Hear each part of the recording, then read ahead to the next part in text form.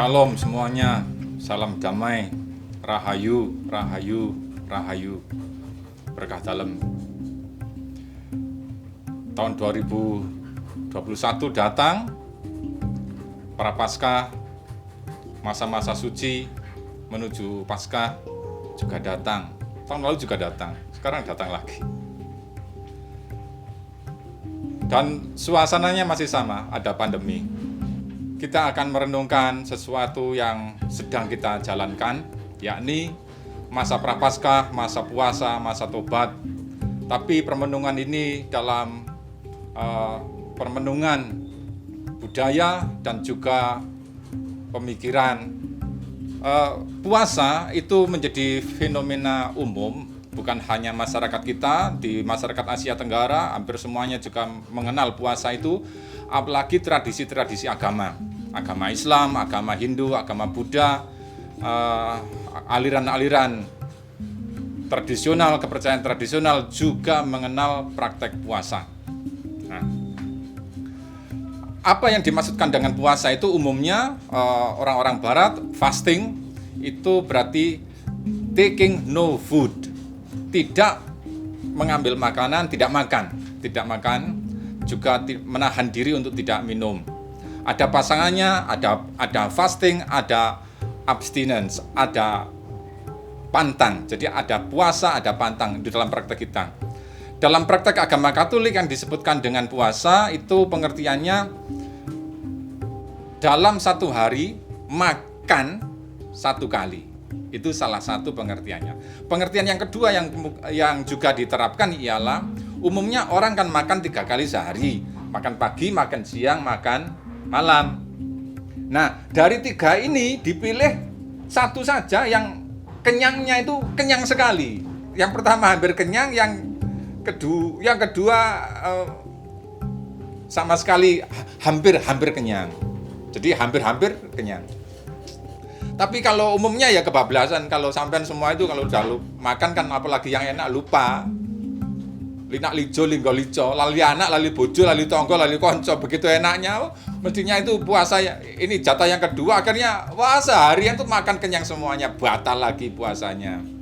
Langsung sergap saja. Jadi yang pokok kalau di dalam kekatolikan itu berarti ada 2 pengertian, makan kenyang dalam sehari itu cuma 1 kali, tidak ada makanan-makanan yang lain. Yang kedua, dimengerti juga dari ketika kesempatan makan, 1 saja dipilih yang kenyang. Yang 2 yang lain, ya icip-icip begitulah, kalau kebablasan ya sudah batal lagi, tunggu tahun depannya lagi, enggak apa-apa, jangan khawatir. Nah, tradisi-tradisi yang lain, misalkan dalam agama Islam, puasa itu berarti seluruh hari ketika matahari bersinar, orang tidak makan. Di Eropa juga sama, artinya tidak makan. Jadi intinya puasa itu ialah tidak makan, tidak minum. Nah, tetapi apakah hal itu sesungguhnya yang dimaksudkan dengan puasa? Lah, bahasa yang kita pakai itu puasa, poso, itu sebetulnya bukan dari bahasa Arab atau bukan dari bahasa Ibrani atau bukan dari bahasa Inggris, tapi dari bahasa Sanskerta upavasa. Kata upa itu artinya dekat, fasa itu artinya duduk. Jadi upavasa itu artinya duduk dekat. Dekat siapa? Yang dimaksudkan dengan praktek upavasa ini di dalam tradisi Hinduisme atau Buddhisme, upavasa ini artinya duduk di dekat Tuhan Allah dengan maksud supaya semakin lama kalau orang itu makin dekat dengan Tuhan Allah, maka keutamaan-keutamaan yang ada dalam hakikat Allah itu masuk juga di dalam diri orang itu. Yang semulanya hanya manusia biasa, karena dekat dengan Allah yang sedemikian rupa, maka kualitas-kualitas Allah itu juga ada dalam diri orang itu.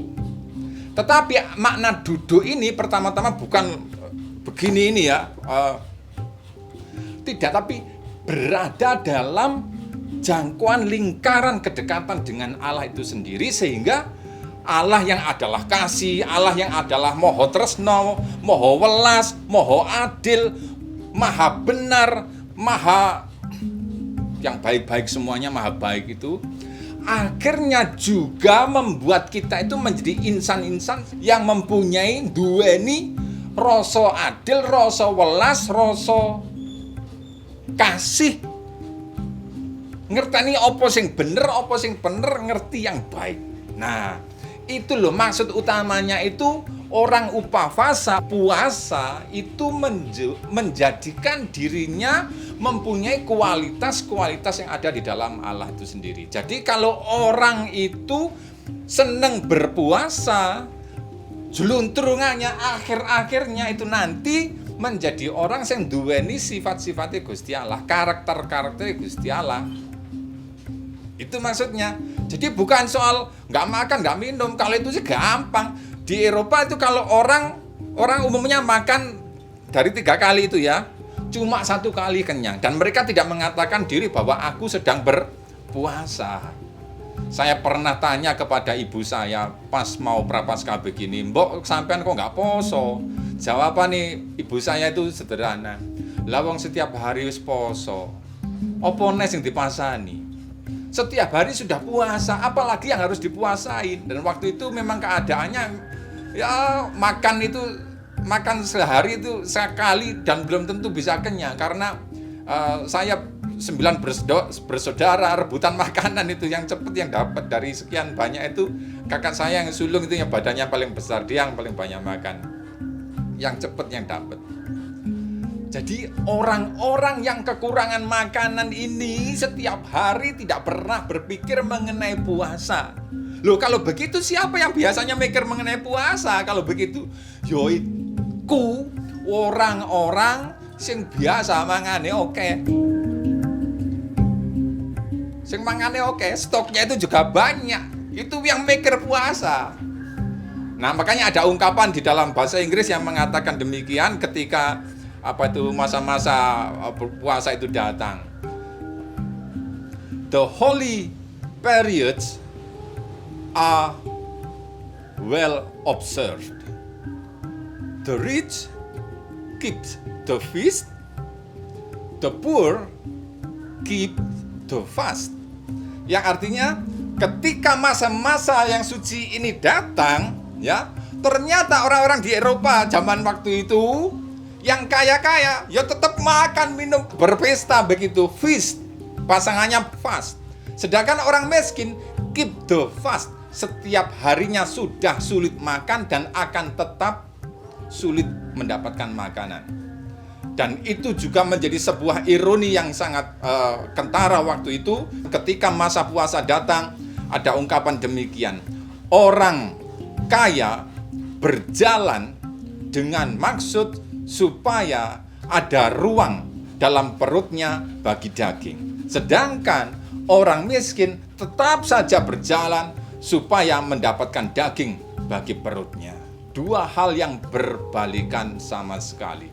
Dan ketika orang-orang yang berkelimpahan makanan itu berpuasa memang bisa merasakan bagaimana rasanya lapar, tetapi itu kan cuma gaya hidup. Sementara orang miskin itu memang ya lapar itu nggak usah dirasa-rasakan, dijalani sampai selesai. Hari ini selesai laparnya, mungkin besok disambung hari besoknya.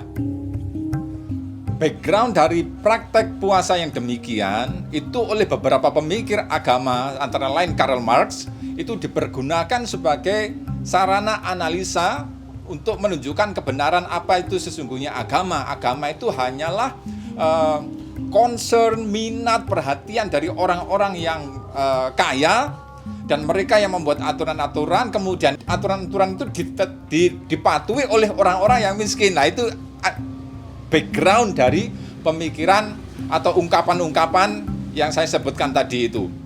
Praktek puasa itu memang dimaksudkan sebagai cara sarana untuk mendidik diri, untuk menjadi orang yang ugahari, untuk menjadi orang yang punya kontrol diri menguasai diri, tidak terseret begitu saja oleh dorongan-dorongan instinktif natural. Apa itu instinktif natural? Yakni dorongan-dorongan untuk makan, dorongan-dorongan untuk minum, dorongan-dorongan untuk tidur, dorongan-dorongan untuk mengaktualkan perkara-perkara seksual. Nah, 4 perkara ini. Dengan adanya puasa itu praktek yang melibatkan raga, maka raga kita itu dididik. Jadi raganya dididik. Dengan cara apa? Dengan cara mati raga. Bukan dimatikan begitu maksudnya, tetapi dididik supaya menjadi raga yang terdidik. Raga yang terdidik itu maksudnya raga yang bisa mengimbangi dorongan-dorongan rohani dari kedekatan orang, karena praktek puasa itu menimba dan meneguk air dari pengertian-pengertian yang bersifat dari hakikat Allah tadi itu. Allah Maha Benar, Allah Maha Adil, Allah Maha Kasih, Allah Maha Baik. Dengan demikian kita menjadi insan-insan karena bisa menguasai badan kita. Kita tidak ditenggelamkan oleh dorongan-dorongan dari arus untuk memenuhi kebutuhan-kebutuhan yang sifatnya insting, naluriah, tidak terkontrol, yang bersifat tadi itu untuk urusan makan, urusan minum, urusan tidur, urusan seksual, dan banyak hal lagi kebutuhan biologis itu. Jadi untuk mendidik diri dengan tujuan utamanya ialah supaya raga terdidik, rasa terolah, ada olah rasa, kemudian daya cipta juga semakin dipertajam, daya karsa juga semakin diperteguhkan. Kalau orang berpuasa cuma geluntang-geluntang, turu sarungan, melungker di tempat tidur, itu namanya bukan puasa. Itu menunda makan dan itu membodoh-bodohi diri sendiri. Kalau orang berpuasa, usahakan nggak gampang ngantuan, nggak gampang tertiduran, tetapi berjaga. Berikutnya cara berjaga ialah dengan membuat daya cipta itu semakin tajam, semakin bagus, semakin ada prakteknya. Jadi ada hal yang dipikirkan, ada hal yang dilakukan, dan itu akan mewujud dalam rupa yang bisa dilihat. Selanjutnya juga orang yang berpuasa dekat-dekat dengan Allah tadi itu membuat dia mempunyai olah karsa atau kehendaknya itu dibuat sedemikian rupa sehingga dekat-dekat, kalau bisa ya sama dengan kehendaknya Allah itu, kehendak Allah. Itu maksud utama dari berpuasa. Di dalam kitab suci orang Katolik itu dikatakan juga sebuah pengertian mengenai puasa. Puasa dalam pengertian bukan menurut kita tapi menurut Allah sendiri yang disampaikan oleh para nabi. Amos misalnya menegur orang-orang Israel waktu itu yang berpuasa, istilahnya mengadakan hari perkenanan kepada Allah. Membuat Allah biar berkenan kepadaku gitu. Lalu mereka tidak makan, tidak minum, menyiksa diri dengan maksud supaya dari atas itu mereka kayak membayangkan Allah dari atas melihat mereka yang sedang berpuasa lalu jatuh kasihan, lalu bertanya, ada apa kok sampean berpuasa itu? Tapi nggak pernah ada suara. Dan ternyata suara yang lain yang muncul. Sang kamu itukah yang dimaksudkan dengan puasa? Karena pada hari kamu berpuasa itu, kamu tetap menginjak-injak orang miskin, menjual mereka gara-gara mereka punya hutang kepada kamu sepasang kasut. Untuk perkara sederhana begitu saja sampai menjual orang lain. Dan itu namanya ketidakadilan. Meskipun kamu berpuasa, tidak makan, tidak minum 7 hari 7 malam hanya untuk membuat hati Allah tergerak oleh belas kasih, tetapi kalau perilaku perangai itu tetap memperlihatkan ketidakadilan, nggak adil, nggak benar perilakumu itu tadi, nggak apik, nggak baik perilakumu itu, berarti tidak mendekatkan diri kepada Allah, tapi nyingkur dari Allah sendiri, membelakangi Allah sendiri, menjauh dari Allah sendiri. Meskipun praktek puasa itu dilakukan, tidak makan, tidak minum, tetapi praktek yang demikian tidak dihitung sama sekali oleh Tuhan. Bukan sebuah kebenaran. Saya pernah berpuasa dengan maksud supaya saya menjadi orang yang sakti, bisa melihat hantu-hantu, barang-barang lelembut yang tidak kelihatan itu bisa saya lihat. Saya diberi petunjuk oleh guru-guru spiritual begitulah. Disuruh puasa 3 hari 3 malam, puasa mute. Hari yang pertama itu 3 kepel nasi, nasi putih itu diambil ya, nggak usah dipaksa-paksa satu piring dimampatkan jadi satu kepel gitu, enggak, tetap aja normal-normal saja, 3 kepel ya. Kepelan pertama diambil, kedua, ketiga, lalu dimakan. Dan air putih pada hari yang pertama itu kok ya dilalah, meskipun saya sudah minta doa restu dari bapak ibu saya, hari yang pertama itu saya merasakan kok ada bau harum enak begitu dari dapur, rupanya ibu memasak masakan yang enak. Saya jengkel, kok nggak hari biasa-biasanya saja pas saya sedang tidak puasa, kok hari pas saya puasa makanannya aromanya kok enak. Hati saya ya mengeluh begitulah, tapi puasanya lanjut. Hari yang kedua 2 kepel nasi putih dan air minum. Hari yang ketiga 1 kepel saja nasi putih. Dan hari yang terakhir itu pada hari yang ketiga saya dianjurkan untuk berada di satu tempat yang tinggi yang bisa leluasa memandang ke barat dengan arahan pandanglah matahari, tataplah sampai saat amblesnya itu. Ketika kamu bisa nangkep amblesnya matahari itu, maka kamu akan bisa melihat makhluk-makhluk halus dan kamu akan menjadi orang yang sakti karena bisa melihat orang-orang yang orang-orang lain tidak bisa melihat. Semangat saya naik bukit itu. Di atas bukit itu saya menatap ke barat, melihat mingslepnya matahari, terbenamnya matahari, dan sedek slep. Mata saya buka.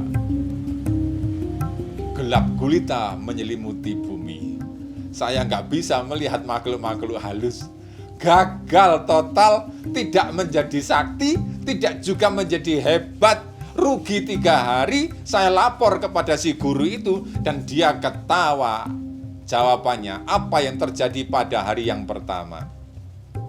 Hatimu ada rasa gusar kepada ibumu.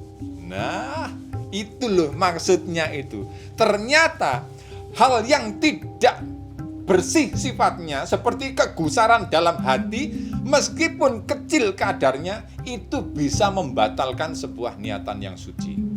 Saya mau mengajak melihat dimensi yang lain bahwa puasa itu bukan hal yang jelek, tetapi hal yang sangat baik juga untuk diterapkan karena bisa melatih kepekaan kita akan perasaan orang lain yang ada dalam keadaan yang sangat membutuhkan. Ini puasa Islam itu juga nampak di situ, puasa orang Israel juga nampak di situ. Karena apa? Kalau kamu berpuasa, tidak makan, tidak minum, tidak berarti apa yang menjadi jatahmu itu berhenti pada dirimu sendiri, ditunda untuk dimakan besoknya, enggak.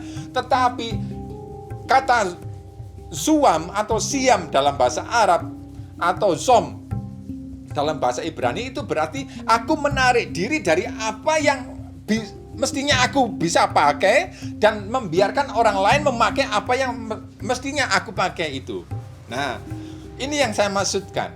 Ketika orang melatih diri berpuasa, jatahku ya, kita makan 3 kali sehari, ya, kita ambil sekali makan yang kenyang tadi sudah. Berarti yang kedua itu sebetulnya bisa, itu tidak kita ambil, itu dipakai oleh orang lain. Itu maksudnya itu begitu. Kalau ada aksi puasa pembangunan APP kotaan begitu, itu sebetulnya ya, ini jatah 2 kali makan yang semestinya itu kita makan, kita ambil, itu diambil. Kalau wujudnya masih dalam bentuk uang, ya sudah kita uangkan, uang untuk 2 kali makan itu disisihkan dalam kotak tersebut. Bukan prakteknya itu begini, totalan belakangnya saja nanti, enggak. Tetapi saat itulah yang kita sisihkan, apa yang tidak kita ambil itu biar dipakai oleh orang yang lain yang membutuhkan itu. Itu baru namanya puasa. Maka puasa itu pasangannya mesti sedekah, sodakoh, amal kasih, memberikan diri. Dan yang diberikan itu adalah makanan atau bahan makanan dengan maksud makanan kan sumber kehidupan. Kalau kita membagikan sumber kehidupan, kalau orang sedang berpuasa, bagikanlah juga kehidupan kepada orang lain.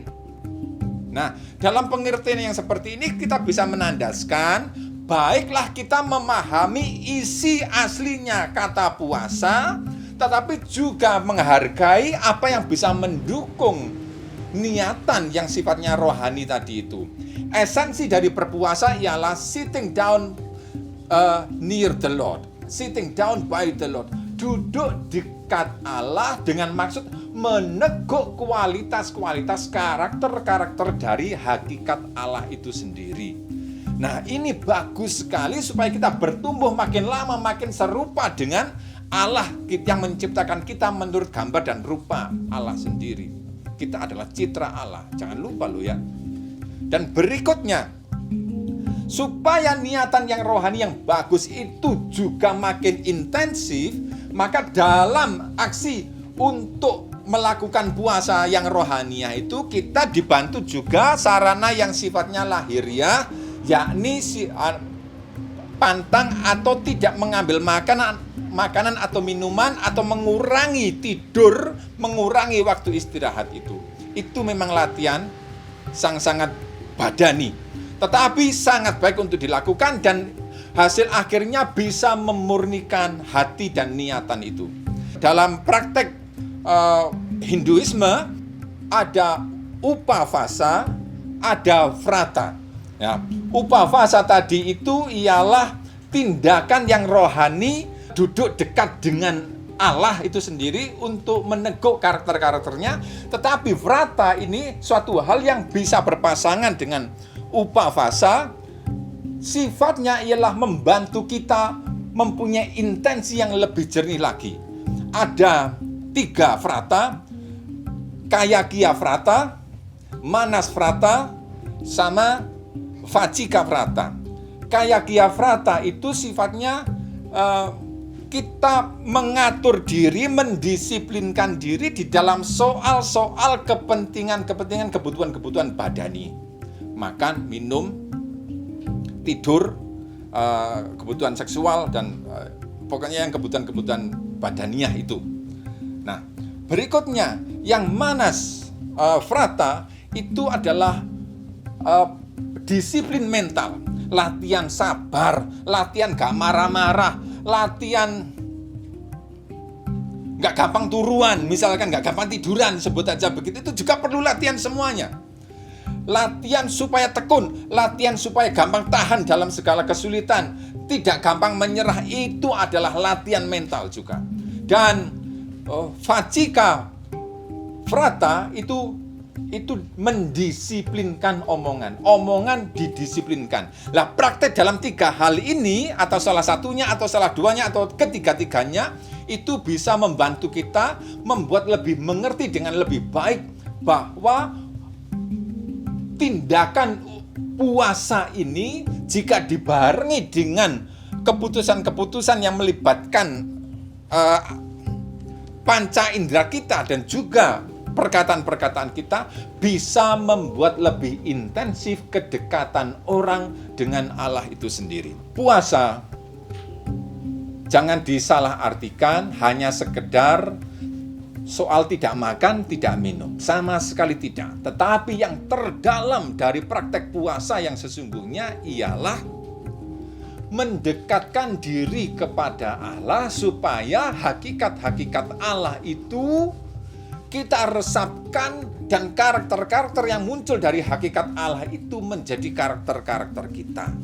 Supaya niatan itu seperti lingkaran yang bulat begitu menjadi niatan yang bulat juga, maka dibantulah kita dengan tindakan-tindakan lahiriah itu, yakni antara lain cegah dahar kalawan guling, ya mengurangi makan, mengurangi tidur, sebut aja begitu, ya. Dan juga mengurangi ini loh, omong-omong yang tidak perlu. Kita jadi menjadi orang yang omongannya itu selektif, meaningful, hanya yang mempunyai makna saja. Omongan apa yang mempunyai makna itu? Saya sebutkan ada 3 unsurnya. Kalau omongan kita meaningful atau punya makna. Yang pertama, kalau omongan kita itu mengandung kebenaran, ada kebenaran di dalamnya. Yang kedua, mengandung kebaikan untuk diri kita dan juga untuk orang lain. Kalau kita mau ngomong sesuatu, kita pikirkan omongan ini baik untuk saya dan juga baik untuk orang lain apa tidak. Baiknya apa? Kita perlu cek begitu.